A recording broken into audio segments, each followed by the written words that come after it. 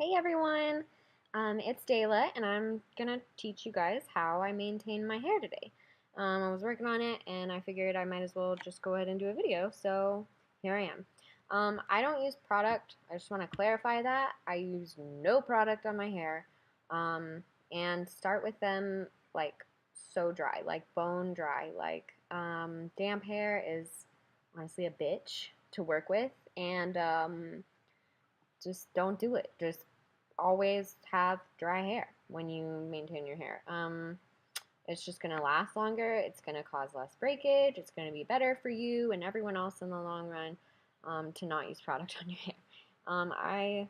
Ever since like year 2 of having dreads, I've only used crochet hooks, and it changed my life. It changed my dreads forever, and it changed my life, and I've never had neater dreads before that. So I only use 0.9 millimeter, 0.7 millimeter, and 0.5 millimeter.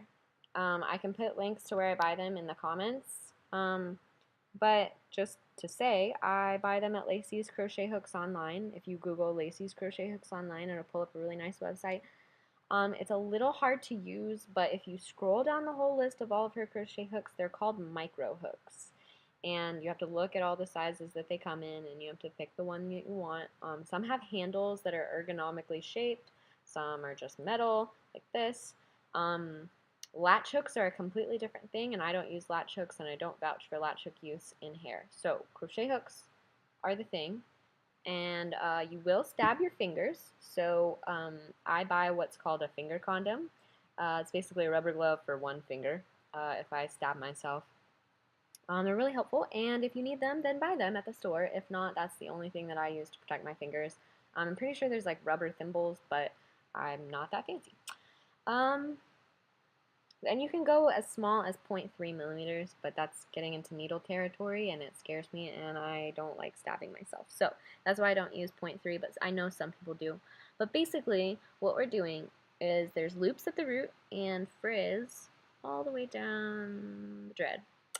And so we're going to fix that, and that's my job, and that is what I do for people, is fix them. And so I'm going to show you guys how. So I'm going to get real close and let it focus. So what you want to do is, it's a pinching motion with this hand, and then what's happening inside is you're taking hair and pulling it and then stopping in the center. So you don't pull the hair all the way through anywhere, you're literally just pulling it into what I would call the core. Okay, and then I do like 4 or 5 motions like that, and then I'll pull it all the way through, and then I'll start in a new area. So that's what's happening, and so here's the example.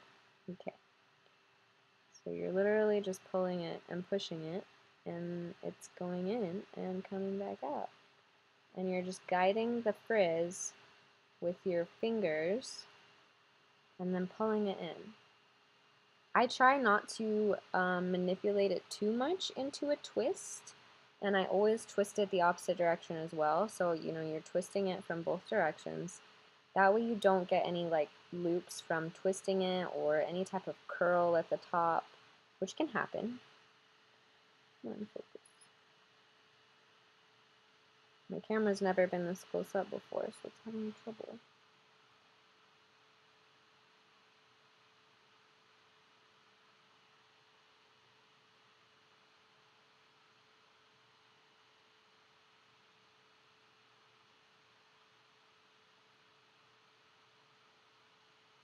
And you want to make sure that you know the sound of like snapping hair, because if you hear that sound, that's bad, and stop what you're doing and try a different like method. And sometimes too, because I work on my 5-year-old dreads too down at the bottom, when your hair gets really mature in a dreadlock, it becomes way harder to maintain or pull frizz through that mature dreadlock because the knots are already solid. So you're gonna hear, like, as your dreads mature, you're gonna hear that hypothetical snapping noise a lot more, but that's the exit. That's not the actual process that's doing that. So again, there's what's happening. There's no loop. Okay, but it still looks a little frizzy, so we're gonna just keep going.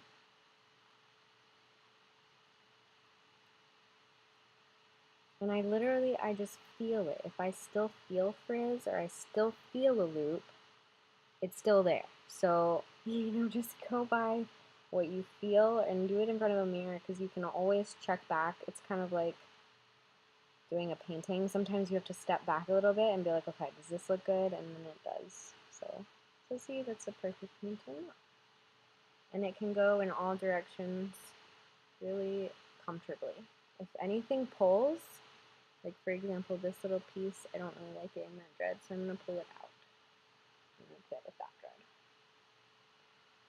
So that's that one. So I'll do it one more time so that you guys get a really good visual up close. This one has some funky stuff going on. Okay. So literally with your first finger of this hand, you're just pulling it around, kind of guiding it into a twist. Okay, and again. And it really is, it's a random motion. I don't think that I know, where I'm putting the hook in and pulling it out, because I can't see anything. So I literally just kind of keep manipulating that loop with my first finger until it feels flat to me in the core of the dread. And sometimes I end up twisting the dread a lot one way, and then I'll twist it back the other way, because again, like, you don't want funky root loops going on. Again, let me try to get really close up.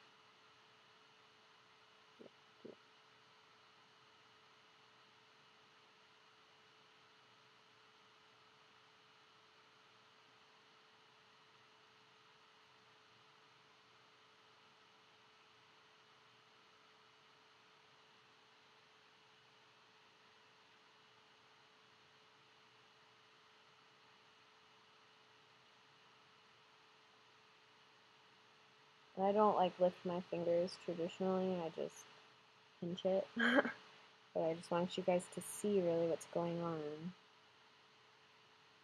what I'm doing. But I do it in threes. Some people have different rhythms. It's the rhythm of your life, whatever that is, what rhythm you use.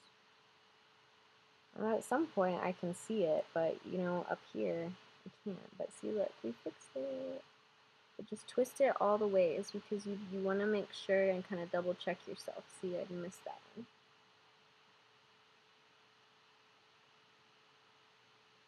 So just with my fingers, I'm feeling it, and I'm pulling the hook with the hair through the lock. All better. So I hope that helps. If you guys need any more clarification or like really specific close-ups, like just leave them in the comments and I'll try to help out as much as I can. Like I said, I've never really done a video like this before, but hopefully that helped at least one person on how to use the crochet hook properly. Please don't break hair. If you hear hair snapping, stop it. And try on like artificial or something else, because snapping hair leads to falling off dreadlocks, and I've had it happen, and I don't vouch for people that snap hair with the crochet hook. So I really try looking at people's portfolio, try looking at like their process before you get your hair done by them. Always check their work, because it's like getting a cheap tattoo. You get what you pay for. And yeah, so if you have any questions, let me know. Thank you for watching, and thank you for having dreads.